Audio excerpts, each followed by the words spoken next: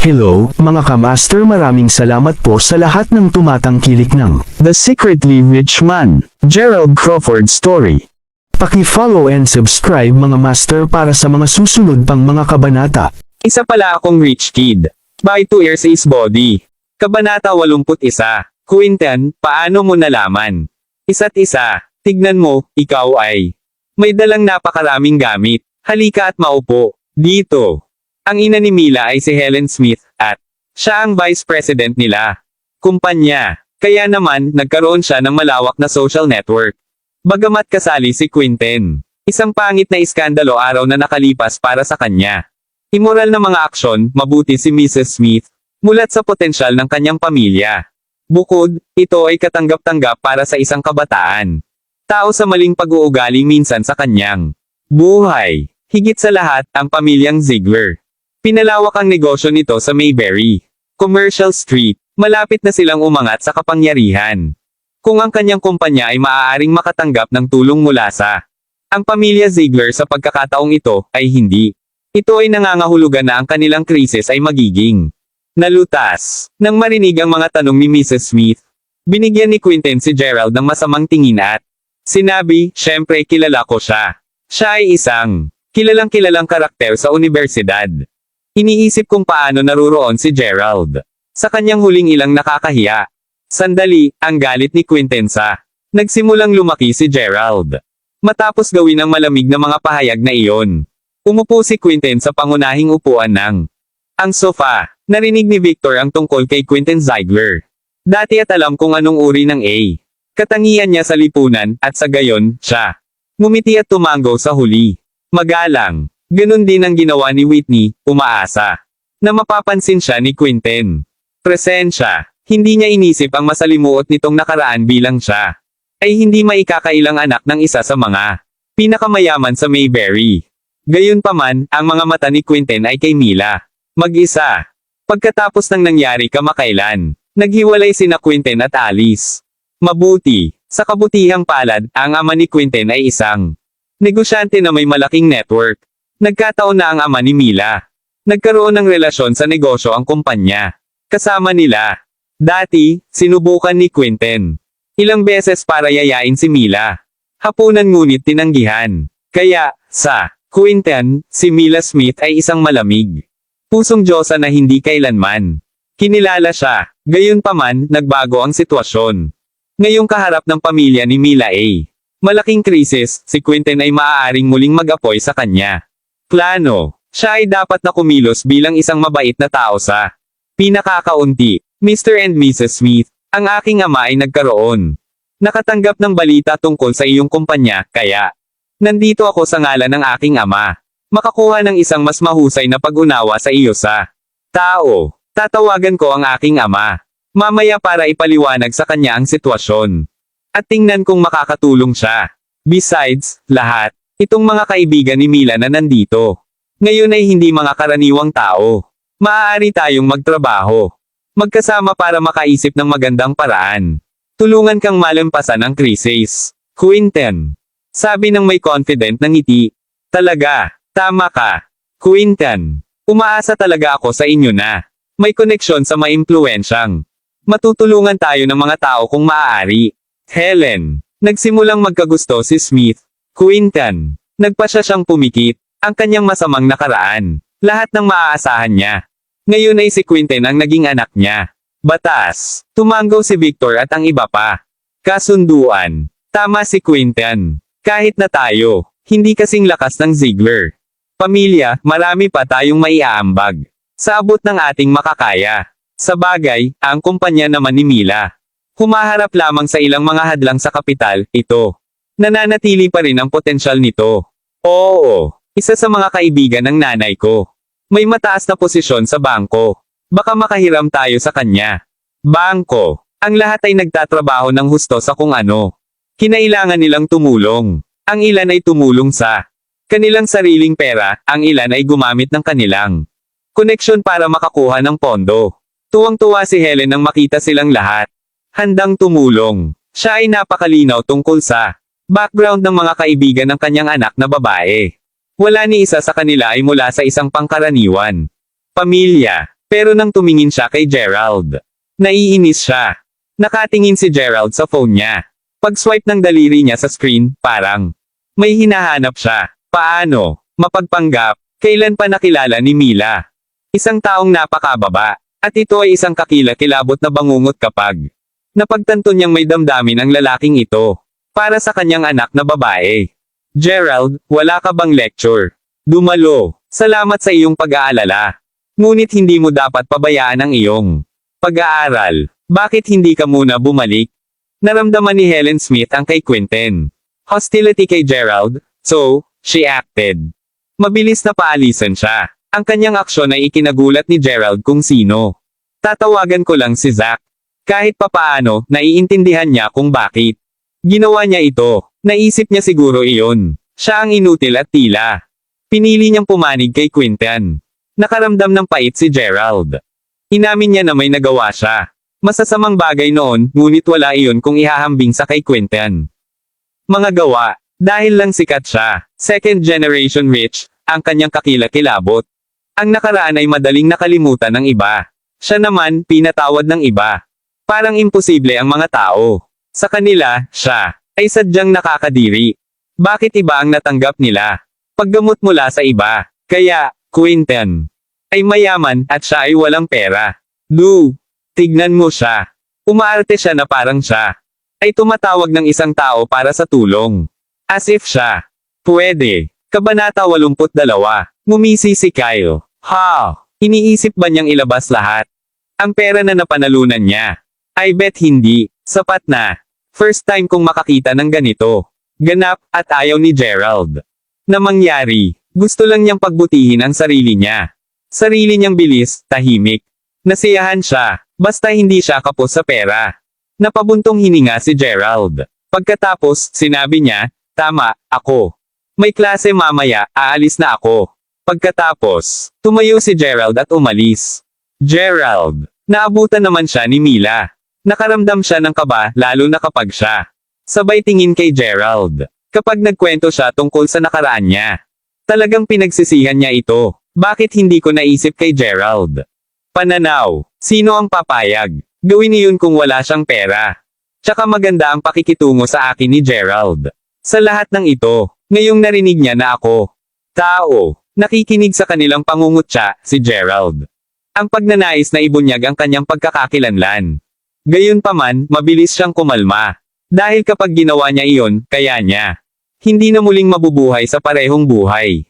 Siya ay hinding-hindi matatapos ang kanyang mag-aaral ng mapayapa, at siya ay magiging pinilit na umalis.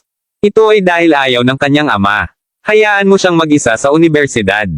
Kung gayon, tuluyan ng magugulo ang kanyang buhay, at ayaw ni Gerald na mangyari. Gusto lang niyang pagbutihin ang sarili niya. Sarili niyang bilis, tahimik. Nasiyahan siya, basta hindi siya kapos sa pera. Napabuntong hininga si Gerald. Pagkatapos, sinabi niya, tama, ako. May klase mamaya, aalis na ako. Pagkatapos, tumayo si Gerald at umalis. Gerald. Naabutan naman siya ni Mila. Nakaramdam siya ng kaba, lalo na kapag siya sabay tingin kay Gerald. Kapag nagkwento siya tungkol sa nakaraan niya. Talagang pinagsisihan niya ito. Bakit hindi ko naisip kay Gerald?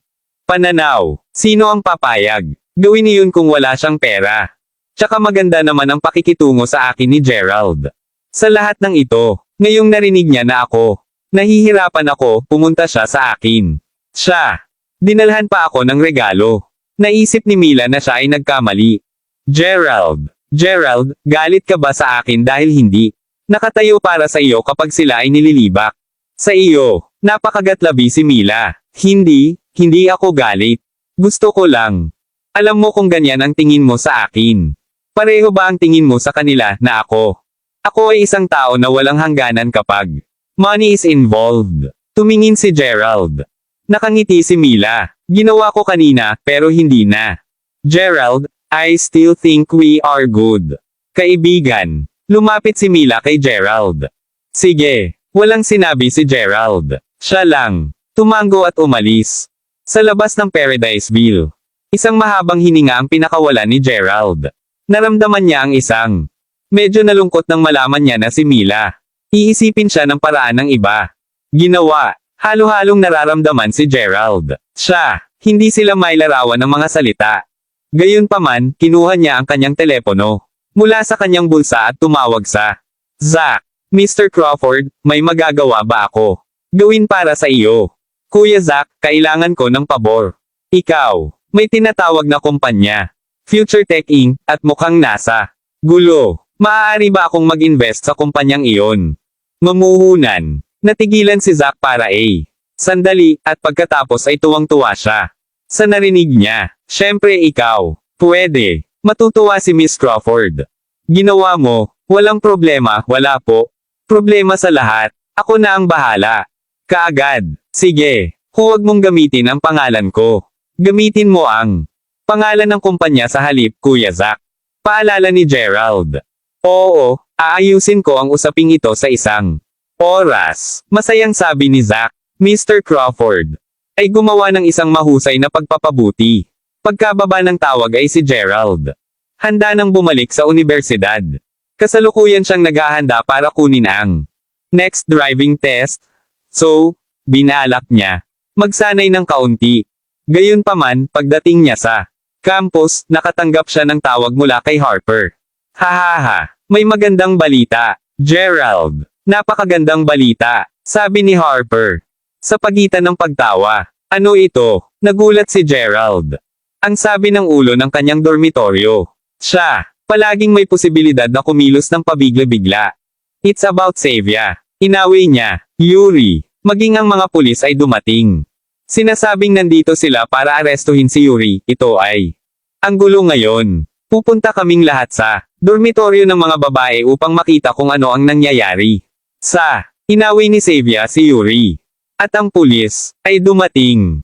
Natarante si Gerald. Paano sila pumasok sa isang malaking away? Dapat siyang pumunta at tingnan. Binaba ni Gerald ang telepono, hindi pa rin magawa. Upang maunawaan ang sitwasyon. Kaya, nagpa siya na pumunta sa dormitoryo ng mga babae. Kabanata 83. Gerald, dito. Sa oras na nakarating na si Gerald sa dormitoryo kung saan nakatira si Xavier. Siksikan na sa kapwa lalaki at mga babaeng estudyante. Nandoon ang mga pulis, si Cassandra noon. Doon din, tulad ng kinatawan ng ang klase ni Yuri. Ito ay hectic. Sa gitna ng karamihan, nakita ni Gerald si Harper. Kumakawi sa kanya, kaya naglakad siya papunta kanya. Tapos, nakita niya sina Xavier at Yuri. Dapat ay nagkaroon sila ng matinding laban. Paghusga sa marka ng sampal kay Xavier. Pisngi at ang magulo niyang buhok. Siya ay sabay na sumisigaw at umiiyak. Si Yuri naman, hawak-hawak siya ng pulis, nakaposas. Ganyan ang mukha niya. Mapatla, kailangan niyang matakot ng husto. Kinapanayam ng isa sa mga pulis ang mga kinatawan ng klase. Anong nangyari? Tanong ni Gerald. Anong nangyari? The asterisk man. Gerald, ikaw. Curious sila kung paano naging si Yuri. Mayaman simula nung araw na yun, di ba? Hulaan mo. Ano? Siya ay isang walang takot na bata, sinasabi ko sa iyo. Siya. Unang humiram ng $100,000 dolyar mula sa isang online na kumpanya ng pautang. Para sa 7 araw. Pagkaraan ng 7 araw. Dahil sa mataas na interes, siya kailangang magbayad ng $500,000 dolyar. Dapat may itim na kahon. Operasyon sa likod nito. At pagkatapos, ito. Parang ibinaba ni Yuri ang mga bahagi ng kumpanya ng kanyang ama sa sangla. Sa madaling salita, ito ay isang malaking gulo. Ngayon din, isa pa, ang kanyang ama na nagsumbong sa pulis, Harper. Ipinaliwanag niya, at pagkatapos ay nagpatuloy siya. Left double angle quotation mark. Ngayong desperado na si Yuri, nagtanong siya. Xavier para ibalik ang perang ginastos niya. Kanya, nabalitaan kong halos $100,000 kay Xavier, gayon pa man. Tumanggi si Xavier na ibigay sa kanya ang pera. Kaya binugbog niya, the asterisk man, ang mga pautang na ito. Walang awa ang mga piteng. May nabasa akong balita. Artikulo tungkol sa isang taong kailangan magbayad ng $100,000 dolyar. Para sa paghiram lamang ng $10,000 dolyar. Ito ay 10 ulit, pare. Akala ko fake news, pero ngayon, ako. Maniwala ka. Nakakatakot kaya. Matapos marinig ni Gerald ang buong kwento, siya tumingin kay Xavier na lumuluha. Habang sinasamahan si Yuri papunta sa sasakyan ng pulis. Sigaw niya pa kay Xavier. Hayaan mo ako. Sabihin mo, *Turk. Hindi ko man lang naabutan. Hawakan ka pagkatapos gumastos ng $100,000 sa iyo. Maghintay ka lang. Kung hindi mo ibabalik sa akin ang pera, ako. Hihilingin sa aking mga tauhan na patayin ka. Pumasok ka, bago pa matapos ni Yuri ang kanya. Salita, pinilit siya ng pulis na pumasok sa sasakyan. You jerk. Nang hihingi ng pera mula sa ako. Naging girlfriend mo ba ako? Wala. Tinapakan ni Xavier ang kanyang mga paa. Galit na galit. Serves you right, sinungaling ka. Kahit pinapagalitan siya ni Xavier. Grabe, natakot siya. Ang Lowell. Ang pamilya ay makapangyarihan, mas makapangyarihan. Kaysa sa kanya at least. Nang makitang umalis si Yuri kasama ang mga pulis, si Xavier. Mabilis pa rin ang tibok ng puso niya. Bigla niyang nakita si Gerald sa gitna. Karamihan ng tao. Right then, naiyak siya. Lumapit siya kay Gerald at binigay. Dalawang malakas na sampal niya. *starred ka. Nakita mong nakakakuha ako. Binugbog ng isang tao pero ikaw lang. Nakatayo dito nanunood. Dapat meron ka. Bugbugin mo siya. Hinawakan ni Xavier ang sando ni Gerald at umiyak. Hysterically. Sa isip niya, si Gerald. Gagawin ang lahat para sa kanya. Bago sila nakipaghiwalay, dadalhin siya ni Gerald. Ang kanyang likod sa infirmary kapag siya ay nagkaroon. Isang banayad na sipon. Kung sinabi niya sa kanya na siya ay gutom, papalabas si Gerald sa dormitoryo para kumuha siya ng pagkain. Kahit hating gabi na. Kung gusto niya cellphone, kukuha si Gerald. Mga part-time na trabaho para kumita ng sapat na pera. Upang bilhin ito para sa kanya. Kaya, kapag siya ay binugbog, naisip niya na si Gerald ay mapapagod na. Tungkol dito, sa halip nakatayo lang siya doon at napanood. Galit na galit si Xavier. Halos mabaliw. Xavier, hindi na ako sayo. Boyfriend. Sa totoo lang gusto siyang sampilan ni Gerald. Pabalik ngunit hindi niya magawa noong siya nakita ang kanyang mukha. Ang mga naunang marka ay nandoon pa rin. Kaya naman, tinulak na lang niya ito palayo. Minsan ay minahal niya ito ng tapat. Lahat. Oo, hindi kita boyfriend. Ngayon pa, ayaw mo bang magkasundo? Kasama ko, sigaw ni Xavier sa kanyang pag-iyak. Boses, nakabawi na siya sa katinoan. Pero ngayon, parang banyaga na si Gerald. Sa kanya, hindi kaya ito mahirap, hindi na siya mahal ni Hillbilly. Paano kaya? Ako si Xavier, si Gerald dapat, nalumuhad sa harapan ko. Ayoko, hindi na. Umiling si Gerald habang nakatalikod sa paligid at umalis. Sa totoo lang, ang puso niya sumakit. You jerk. Kung hindi ka bumalik sa ako, paano ko babayaran sa kanya ang pera? Kung hindi dahil kay Yuri. Gustong makipagkompetensya sa iyo sa pamamagitan ng pagpapakita ng kanyang pera, gusto ko. Nauwi sa ganito. Nag-hysterical si Xavier. Hindi na siya mahal ni Gerald at siya ngayon ay may utang sa pamilya Lowell. $100,000. Yung pamilya ay hindi siya maaaring gulo. The Secretly Rich Man. Kabanata 84. Ano ngayon? Anong dapat kong gawin? Ang $100,000 ay hindi maliit na halaga. Hindi siya kumita. Magkano kahit ibenta niya ang sarili niya? Katawan. Lumuhad si Xavier sa lupa at nabasag. Naluluha. Samantala, bumalik na si Gerald. Ang dormitoryo sa kalituhan. Gusto niya para umidlip, ngunit hindi niya magawa. Nakaramdam siya ng kirot kapag naiisip niya ang marka ng sampal sa mukha ni Xavier. Kung si Xavier ay nanatili sa kanya tulad ng dati, makukuha niya sana. Kahit anong gusto niya. Kung binubuli siya, syempre gagawin niya.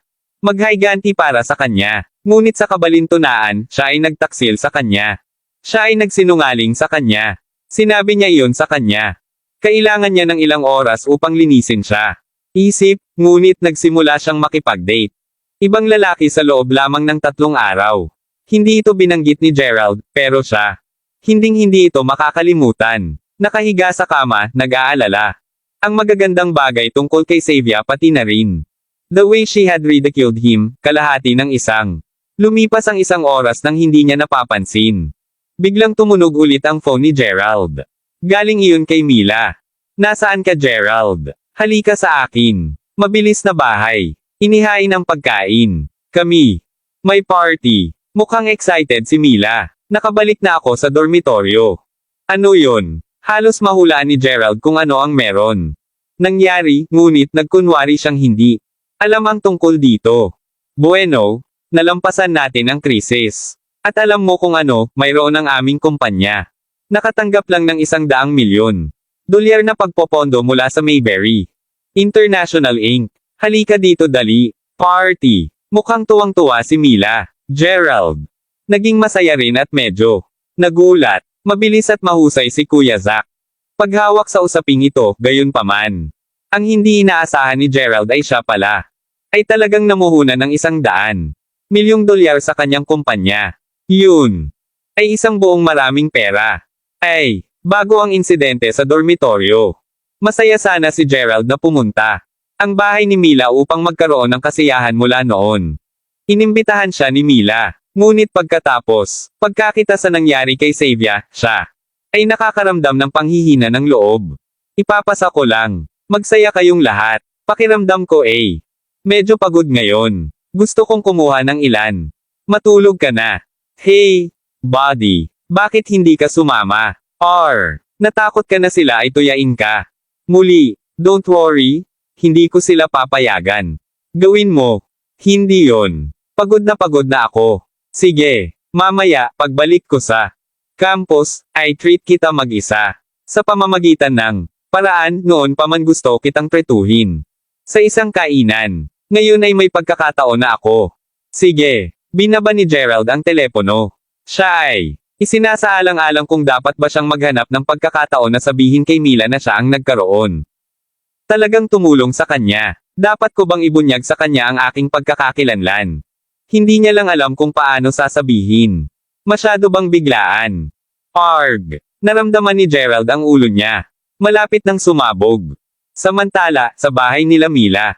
Bakit? Hindi ba darating ang kawawang kaibigan mo? How dare he act so arrogant? Nakita ni Mrs. Smith ang pagkabigo. Ang mukha ni Mila nang ibaba niya ang telepono. Hindi niya maintindihan kung bakit siya. Ang anak na babae ay nagmamalasakit sa batang iyon. Mabuti pa hindi na siya sumama. Mila, sa tingin ko dapat kang gumugol ng mas kaunting oras. Kasama niya, alam mo na kayong dalawa ay mga taong nabubuhay sa dalawang magkaibang mundo. Sa pagkakataong ito, tiyak na gagawin ng pamilya Smith. Tumaas sa kapangyarihan pagkatapos makuha ang pondo. Mula sa Mayberry International Inc. Ikaw, dapat itigil ang kanyang pagnanasa para sa iyo, ang mas maaga pa. Tama, hindi dapat, kaibigan sa kanya. Ang mga kabataan. Nagkomento. Nga pala, ang tatay mo ba? Nakuha ang investment mula kay Mayberry International Inc. para sa aming kumpanya. Quinten. Ito ang pinakamalaking kumpanya sa Mayberry. Bakit kaya nila kami pinondohan? Biglaan. Dinala ni Mrs. Smith ang paksa ng Mayberry International Inc. Ito ay ang pinakamalaking pagdududa na mayroon siya ngayon. Umiling si Quinten. Hindi pwede ang tatay ko. 2 tao lang. Kayang ilipat ang investment funds niyan. Kumpanya. Kahit si Zack Lyle hindi pwede. Magpas siya dito. Kaya, sa tingin ko ito ay dapat na. Isa sa mga Crawford. Since wala si Crawford sa bansa, ako. Hulaan ang taong namuhunan. Ang iyong kumpanya ay dapat na ang batang Mr. Crawford. Ang batang si Mr. Crawford. Meron ako. Hindi ko pa siya narinig dati.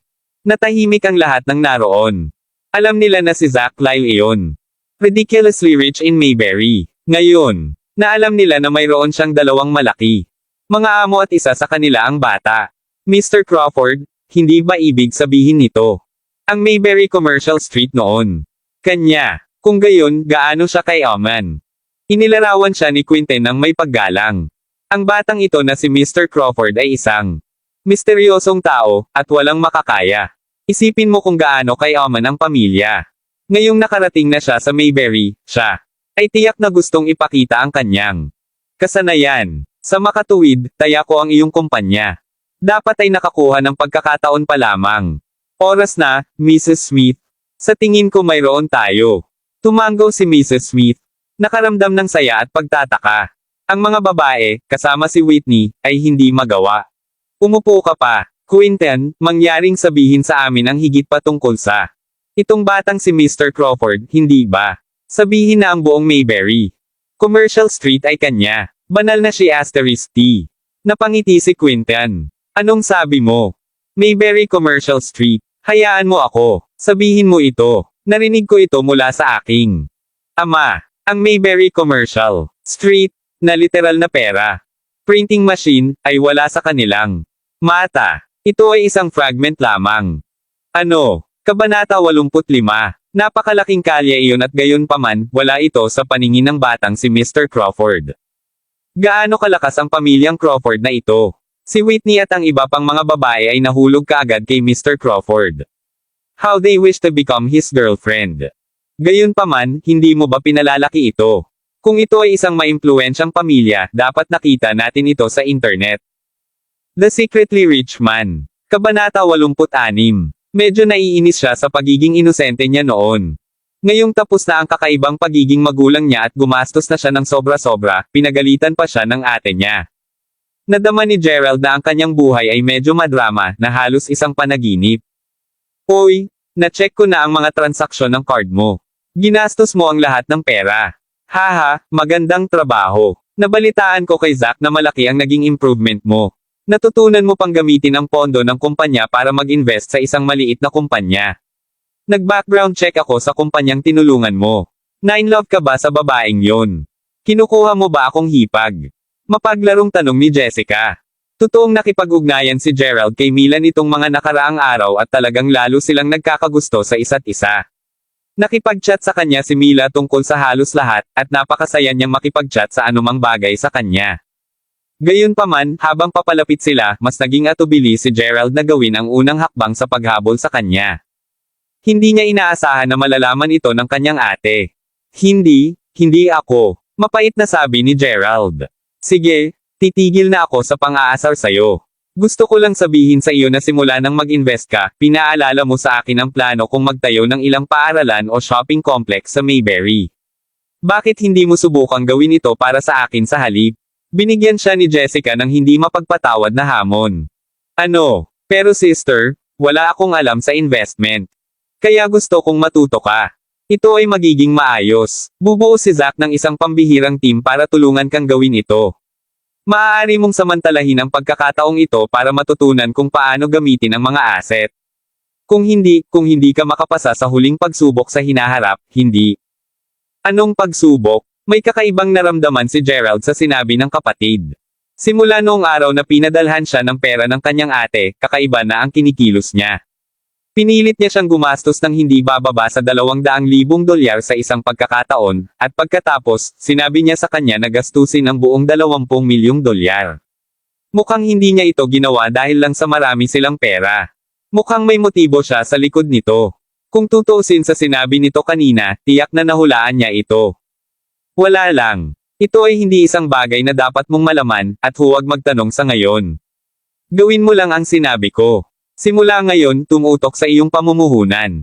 Maaari kang mamuhunan sa anumang industriya na sa tingin mo ay kikita, maging ito ay negosyo, edukasyon, libangan, o anumang bagay.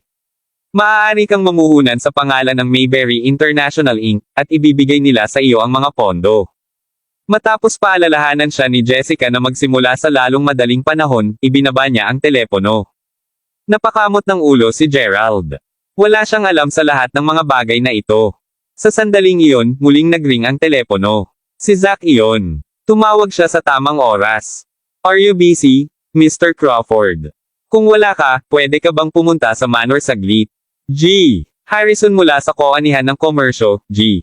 Armstrong mula sa koanihan ng edukasyon, kasama ang maraming maimpluwensyang tao sa lungsod ay nais makipagkita sa iyo. Hindi ako busy. Okay, pupunta ako ngayon. Tumanggi si Gerald na magpadala ng sasakyan si Zack para sunduin siya at sumakay na lang siya ng taxi. Noon pa man ay umaasa si Gerald na makatagpo ng mas maraming tao at bumuo ng isang malakas na network. Makakatulong ito sa kanya na mapabuti ang kanyang sarili. Habang nakaupo siya sa kotse, naisip ni Gerald na kumuha siya ng lisensya sa pagmamaneho. Kapag nakuha na niya ang kanyang lisensya sa pagmamaneho, maaari na siyang magmaneho ng sarili niyang sasakyan. Inaabangan niya ang pagdating ng araw na iyon. Hindi nagtagal, nakarating siya sa manor sa Wayfair Mountain. Casual na pumasok si Gerald sa lobby. Mister, nagpa-appointment ka na ba? Sa hindi inaasahang pagkakataon, napatigil si Gerald ng isang receptionist na makapasok. Hindi inakala ng receptionist na siya ay isang taong kayang bayaran ang mga gastusin dito. Gayunpaman, pamilyar na pamilyar kay Gerald ang boses ng receptionist. Kinilig si Gerald at nilingon siya. Nang magtama ang kanilang mga mata, gulat na ibinuko ng receptionist ang kanyang bibig. Gerald, Xavier, bakit ka nandito? Bakit ka nandito? Kabanata 87. Talagang nagulat si Gerald nang makita niya si Xavier na nagtatrabaho bilang waitress sa villa. No wonder na wala siya nitong mga araw na ito, dito pala siya nagpunta. Gayunpaman, masaya si Gerald para kay Xavier.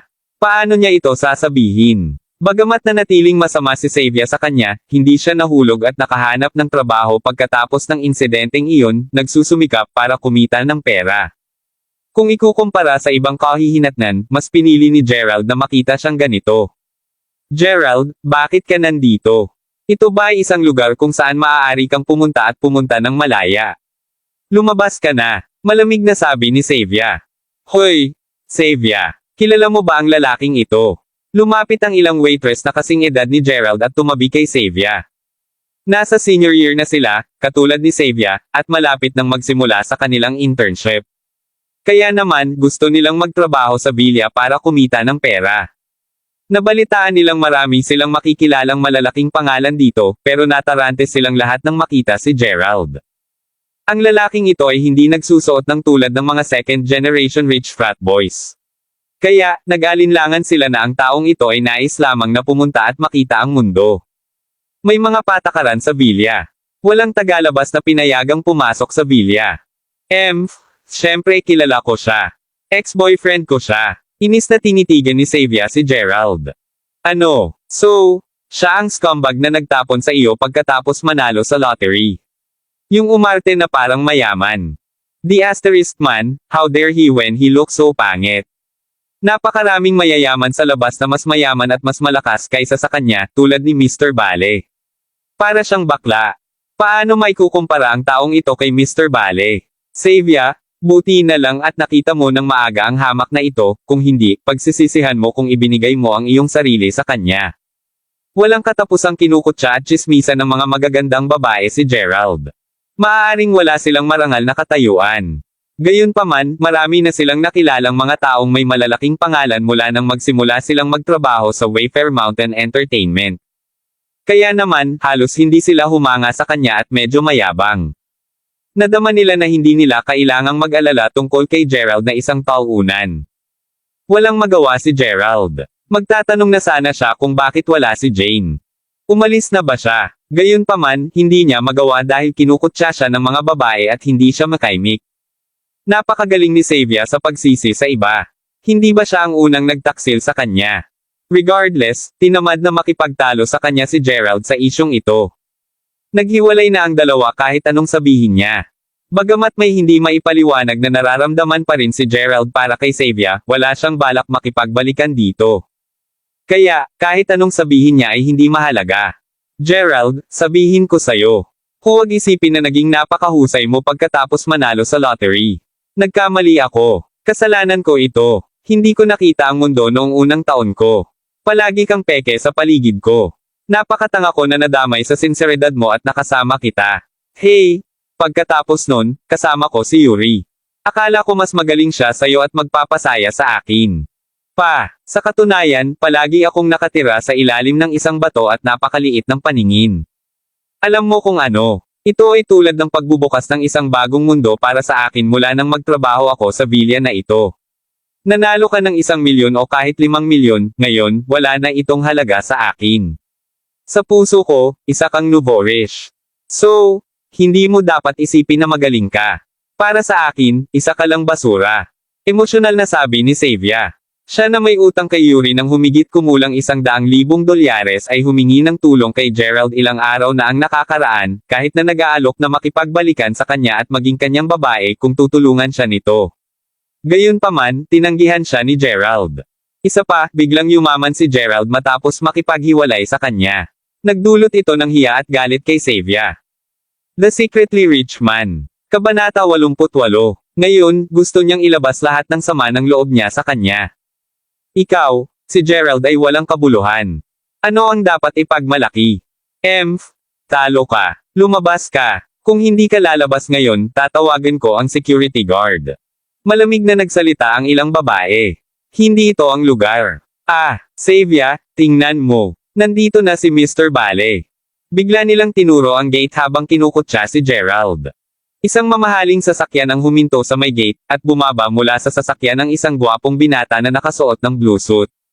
Kumpiyansa siyang pumasok habang nasa bulsa ang isang kamay. Mr. Bale. Ilang babaeng waitress ang masayang kumaway sa kanya. Sa kabilang banda, si Savia ay naging napaka-reserved at umasta na parang matikas na ginang. Savia, you guys are busy, lumapit si Mr. Bale at ngumiti. Hindi kami busy, Mr. Bale. Pinipigilan lang namin ang isang tauna na makapasok baka sakaling maistorbo niya ang pagpupulong ng iyong ama at ng ibang tao sa loob. Tumabi siya kay Bale habang nagsasalita. Si Bale naman, bahagya siyang yamakap sa baywang ni Savia at tumingin kay Gerald na nakatayo sa gilid. Saan ka nang galing? Hindi ito isang lugar na maaari mong puntahan. Lumabas ka, sigaw ni Bale kay Gerald. Natigilan si Gerald. Hindi dahil kay Bale, kundi dahil kay Savia. Tila nagkamali siya sa kanya. Akala niya noong una ay hindi na magiging snobby si Savia pagkatapos ng insidenteng iyon. Hindi niya inaasahan na lalala siya. Malinaw na ngayon na nakarating siya sa bilya dahil may mas malaking isda siyang piniprito, na gustong makahanap ng mayaman na asawa. Noong una ay hindi nilayo ni Gerald na ihayag ang kanyang pagkatao bagamat narinig niya ang kanilang pangungutya. Kaya pa niyang bigyan ng mukha si Savia. Ngunit sa kasong ito, hindi na niya kailangang magpanggap pa. Savia, may isang bagay na matagal ko nang tinatago sa'yo. Napagpasyahan kong makipag-showdown sa iyo ngayon. Bahagyang ngumiti si Gerald. Anong mga card ang mayroon ka sa mesa? Don't tell me na nagpepeke ka ng iyong identity all along. Mayaman at gwapo ka ba talaga? Kung ganoon nga, pagsisisihan ko talaga. Sarcastic na sagot ni Savia habang papalapit kay Bale na nakatayo sa tabi niya. Tama ka. Ako ay isang mayaman na pangalawang henerasyon. Nalaman ko lang ang tungkol dito 3 araw pagkatapos naming maghiwalay. Ako pala ay isang mayaman na pangalawang henerasyon at medyo mayaman. Tumawa ng malakas si Savia. Hindi ka makapaniwala, Gerald. Alam kong may pagmamalaki ka sa isang lalaki at takot ka na baka murahin ka ng iba, pero hindi ko inaasahan na ganoon ka pala kasinungalingan. Ikaw, isang mayaman na pangalawang henerasyon. Kung gayon, isa akong mayaman na anak mula sa isang mayamang pamilya. Walang hiya ang lalaking ito. How dare he call himself a rich second generation? Hindi ba't nanalo lang siya sa loto? Hindi mo ba alam? Baka nagseselos siya nang makita ang magandang Savia na pinapabore ni Mr. Bale. Kaya naman sinabi niyang isa siyang mayaman na pangalawang henerasyon. Baka gusto niyang magbago ang isip ni Savia at itapon siya muli pagkatapos nito. Marami akong nakitang tauna na gumagawa nito. Ako ay isang mayaman na pangalawang henerasyon. Savia, ayokong magsinungaling sa'yo. Hindi lang ako mayaman, kundi 70% ng mga gusali sa buong Commercial Street ay nasa ilalim ng pangalan ko. Ngumiti ng mapait si Gerald. Nagsasabi siya ng totoo. Bakit hindi sila naniwala sa kanya? Kabanata 89. Baliw ka ba? Paano magiging iyo ang buong Mayberry Commercial Street? Bakit hindi ka pumunta sa langit, kung gayon? Nakatingin ang mga babae kay Gerald na parang tanga. Si Bale naman, tawa siya ng tawa dahil sa mga sinabi ni Gerald. Mayberry Commercial Street. Sinabi ng lalaking ito na ito ay pag-aari ng kanyang pamilya. Ngumiti ng mapait si Gerald. Sa sandaling iyon, tumunog ang kanyang cellphone. Mula kay Zack ang tawag. Mr. Gerald, nakarating ka na ba?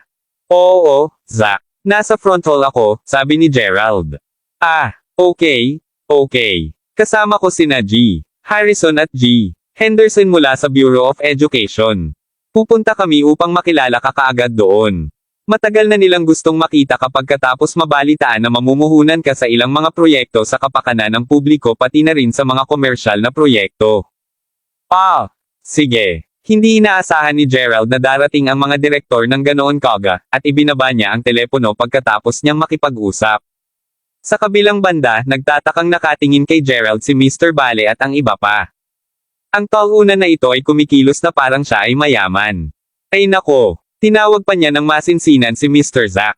Maaaring isipin ng mga taong hindi nakakaalam ng katotohanan na talagang malapit siya kay Mr. Zack. Hinamak siya ng mga babae. Gerald, hindi ko inaasahan na magiging ganito ka. To be honest, I am very happy na naging ganito ka. Tingnan mo kung ano ang nangyari sa iyo pagkatapos mo akong iwan. Haha. Samantala, si Xavier ay nagkaroon ng ibang uri ng sakit na kasiyahan. Gusto niyang makita si Gerald na pinapahiya at kinukutya. Kung gaano kalungkot si Gerald, mas lalong tuwang-tuwa si Xavier. Sa kasong ito, ipinakita nito na ginawa niya ang tamang desisyon na iwan si Gerald. Higit pa rito, dapat na siya ay pololo ng pololo pagkatapos na itapon sa kanya. Nang si Xavier ay tatawag na sana ng ilang security guard para paalisin si Gerald at handang i-record ang eksena, bumulalas ang isang batang babae na nakatayo sa tabi niya. Xavier, Mr. Bale, tingnan mo. Bakit ang daming sumugod dito? Parang si Mr. Zack ha? Oo. Ito ay hindi lamang Mr. Zack, kundi pati na rin Mr. Harrison at Mr. Henderson. Lahat sila ay mga taong may malalaking pangalan sa Mayberry City. Bakit sila nagmamadaling pumunta sa front hall? Shit! Hindi ba nasa likod ang tatay ko? Bakit siya tumatakbo papunta dito? Biglang namutla ang mukha ni Bale. Ang kanyang pamilya ay nagpatakbo ng isang internasyonal na negosyo sa kalakalan. Noong mga unang araw, sinimulan nila ang negosyo ng kanilang pamilya sa pamumuhunan ng Mayberry International Inc. Ngayon, naging isa na sila sa pinakasikat at mayamang pamilya sa Mayberry City, at ang kanilang katayuan ay marangal. Bagamat napakagalang ng kanyang ama kay Zack, hindi niya kinailangang tumakbo palapit sa kanya. At saka, tumatakbo sa harap nilang lahat si Mr. Zack, na siyang tycoon ng Commercial Street. Anong meron? Nabigla si Bale. Nagulat din si Xavier nang makita silang tumatakbo papunta sa front hall. Lahat sila ay nagmamadaling tumabi sa pagkalito, kasama na ang mga babae. Tanging si Gerald lang ang nakatayo sa gitna ng lobby. Gerald, naghahanap ka ba ng gulo? Paparating na si Mr. Zack, dapat umalis ka na dito. Siguradong may darating din na mga sikat na tao, umalis ka na. Nagmamadaling sigaw ni Xavier. Gayunpaman, hindi nagpatinag si Gerald. At saka, huli na para lumipat ngayon. Ang grupo ng mga tao ay lumitaw na sa bulwagan. Magandang araw, Mr. Zack. Mabilis na yumuko si Xavier at ang iba pang mga babae na madilim ang mukha, iniisip na sila ay pag-alitan. Gayunpaman, hindi sila pinansin ni Mr. Zack at ng iba pa. Diretsyong naglakad si Zack kay Gerald at ngumiti ng may paggalang. Pasensya na kung pinaghintay kita, Mr. Gerald. Hayaan mong ipapakilala kita. Gerald. Agad na natense ang atmosphere, lalo na si Xavier, na na-freeze ang mukha. Mr. Zack, paano mo siya hinarap ngayon? Mr. Gerald. Nataman si Xavier na parang tinamaan ng kulog. Ang sikat na si Zack Lyle ay napakagalang kay Gerald. Posible kayang totoo ang sinabi ni Gerald kanina. Hindi ba niya pinik ang kanyang identity? Ay nako, para naman sa ibang mga babae, nakabuka ang bibig nila na para bang makakain sila ng buo ng itlog sa mga sandaling ito, hindi pa banggitin si Bale na kinakabahan na lumulunok sa gilid. Oo, siya ang big boss sa likod ng lahat ng negosyo ng Mayberry Commercial Street, Mr. Gerald. Bakit nandito ka pa? Sinong hinayaan kang magsalita? Nasaan si Jane? Tanong ni Zack sa kanila nang makita niyang napaka-impolite ng mga waiter niya. Agad niyang tinawag si Jane na nasa likuran niya. Pagkatapos ng lahat, ang mga taong ito ay inimbitahan ni Jane. Kabanata 10. Si Jane at ang iba pang may karanasang waiter ay abala sa hapunan kanina lang. Kaya naman, kara-rating lang niya. Nang marinig iyon, malamig na sinampal ni Jane ang mukha ni Xavier. Pumunta ka at tumayo sa likod ngayon din. Bagamat isang karangalan ang makapagtrabaho sa bilya, dapat na maunawaan ang mga patakaran habang nagtatrabaho dito. Natigilan si Xavier sa sampal nito. Talaga, alam niyang hindi siya nananaginip nang maramdaman niya ang sakit. Ang lahat ng ito ay totoo. Hindi nagsinungaling si Gerald. Siya ay talagang isang mayaman na pangalawang henerasyon. Parehong hindi tugma sa kanya sina Yuri at Mr. Bale. Siya ang may-ari ng Commercial Street, ibig sabihin, siya ang pinakamayamang tao sa Mayberry City o maging sa buong mundo. Sobrang nasaktan si Xavier. Ibig bang sabihin kung hindi siya nakipaghiwalay kay Gerald, isa na siyang rich lady ngayon? Tiyak na magiging siya dahil mahal na mahal siya ni Gerald. Mr. Gerald, pagkapasok ko sa office, ipapakilala ko sila isa-isa. Nag-gesture si Zack Lyle, at tumango si Gerald. Pagkatapos ay sinulyapan niya ang tulalang Xavier.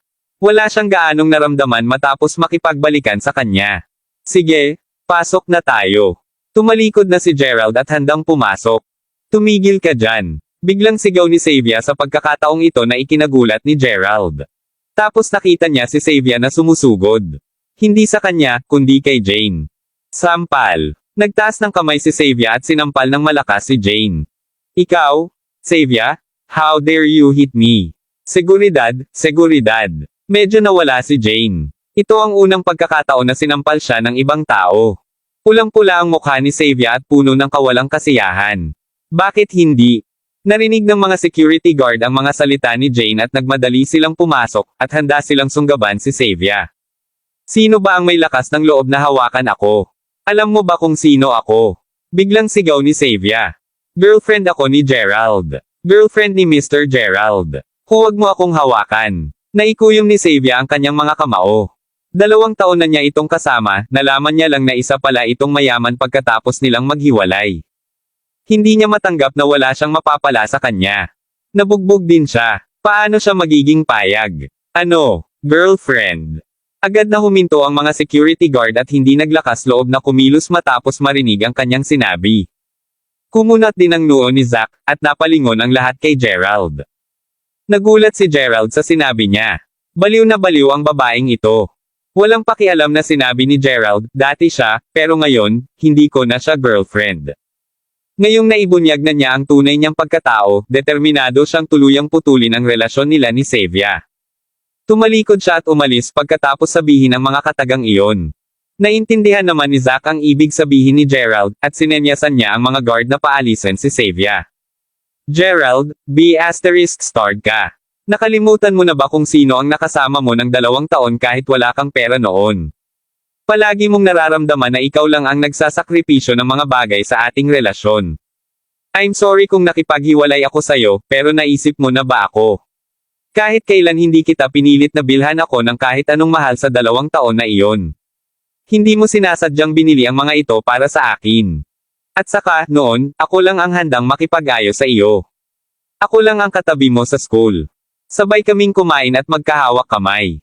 Nakaramdam ka pa nga ng kababaan at ng ahas na hindi hawakan ang kamay ko noong first date natin. Ako ang nagkusa na hawakan ang iyong kamay. Pero, ganito ba ang pakikitungo mo sa akin ngayon? Sigaw ni Xavier habang pinipigilan siya ng mga guard. Papasok na sana si Gerald sa villa, at hindi niya namamalayan na napatigil siya habang nakikinig sa mga salita ni Xavier. Palagi bang may love-hate relationship si Gerald kay Xavier? Lahat iyon ay dahil sa kanilang mga alaala. Umaasa pa rin siya na magiging maayos si Xavier kahit anong traito nito sa kanya. Gayunpaman, nasaktan si Gerald sa mga salita ni Xavier, at dahan-dahan siyang lumingon. Maraming salamat mga kamaster sa walang sawang pagsusubaybay, isang like, share, and subscribe naman dyan mga kamaster. Abangan ang susunod pang mga kabanata.